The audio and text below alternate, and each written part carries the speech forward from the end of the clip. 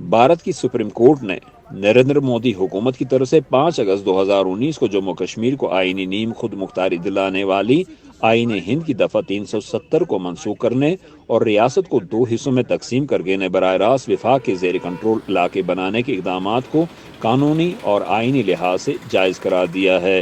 भारतीय कश्मीर की opposition जमातें supreme court के फैसले पर मायूस जरूर हैं, लेकिन इनका इसरार है कि कश्मीरियों को इंसाफ दिलाने के लिए उनकी हिम्मत कायम है और हौसला जमा। ये हमारी हार नहीं है, बल्कि आइडिया ऑफ इंडिया की हार है, हिंदुस्तान के तस्वुर की हार है। कोई फैसला अटल नहीं होता, चाहे वो सुप्रीम कोर्ट का ही क्यों ना हो। हमारे लिए कोई फैसला अटल नहीं। ये एक सियासी लड़ाई है जो पिछले कई दहाइयों से चल रही है। हमारे लोगों ने बहुत कुर्बानियां दी हैं इज्जत नफ्स हासिल करने के लिए। हम इसको अधूरा नहीं छोड़ेंगे। जहां कश्मीरी सियासी क़यादत सुप्रीम कोर्ट के फैसले से नाखुश और नाराज है, वहीं बाज कानूनी माहिरीन समझते हैं कि अदालत का फैसला कानून के तकाजे पूरे करता है और न इंसाफ पर मबनी है। ये जो फैसला आज लिया गया बेहद ही दुर्भाग्यपूर्ण फैसला था। पहले भी इन्होंने जो फैसला सुप्रीम कोर्ट के द्वारा लिया गया था राम मंदिर में, उसको भी मैं दुर्भाग्यपूर्ण मानता हूँ, क्योंकि ये लोग तथ्य पढ़ते नहीं हैं। सुप्रीम कोर्ट ने अपने फैसले में कहा है कि जम्मू कश्मीर के अक्टूबर 1947 में हिंद यूनियन के साथ इल्हाक के साथ ही रियासत की खुद मुख्तारी खत्म हो गई थी, जबकि दफा 370 आईन हिंद की एक आर्जी शिक थी जिसे भारतीय सदर एक फरमान के जरिए मनसूख कर सकते थे, और उन्होंने 5 अगस्त 2019 को ऐसा ही किया था। लेकिन सुप्रीम कोर्ट में इस फैसले को चैलेंज करने वाले इससे इत्तेफाक नहीं करते हैं।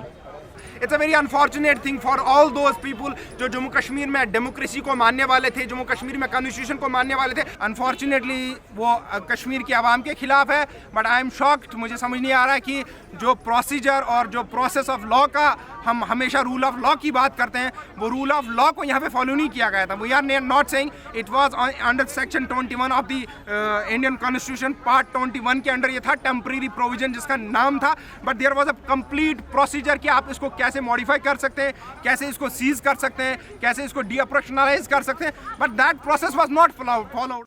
लेकिन सभी इस तरह की राय नहीं रखते हैं। नई दिल्ली में हुक्मरान भारतीय जनता पार्टी की मकामी क़यादत का इसरार है कि भारत की अदलिया आज़ाद है और मुल्क के जज काबिल, समझदार और बाशऊर हैं जो बेखौफ फैसले करते हैं, और दफा 370 की मनसूखी पर सुप्रीम कोर्ट का फैसला इसका गमाज है।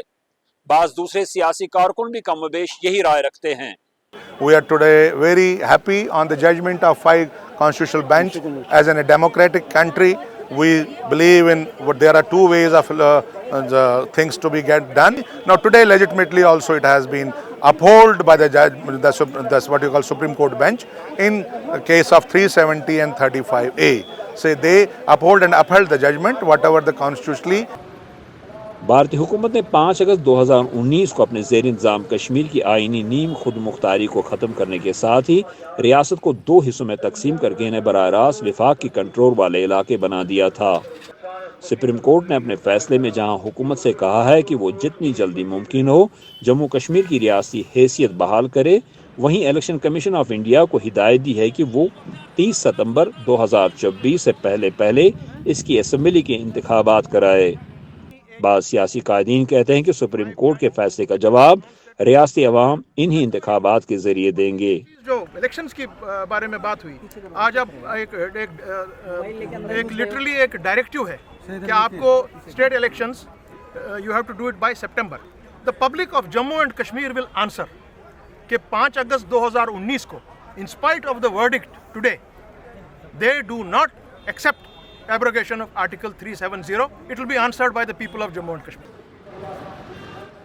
जम्मू कश्मीर के एक साबिक वज़ीर आला उमर अब्दुल्ला और चंद दरख्वास्त गुजारों का कहना है कि वो सुप्रीम कोर्ट के फैसले को अदालत आलिया की एक बड़ी बेंच के सामने चैलेंज करने के सिलसिले में कानूनी माहिरीन से सलाह मशवरा करेंगे।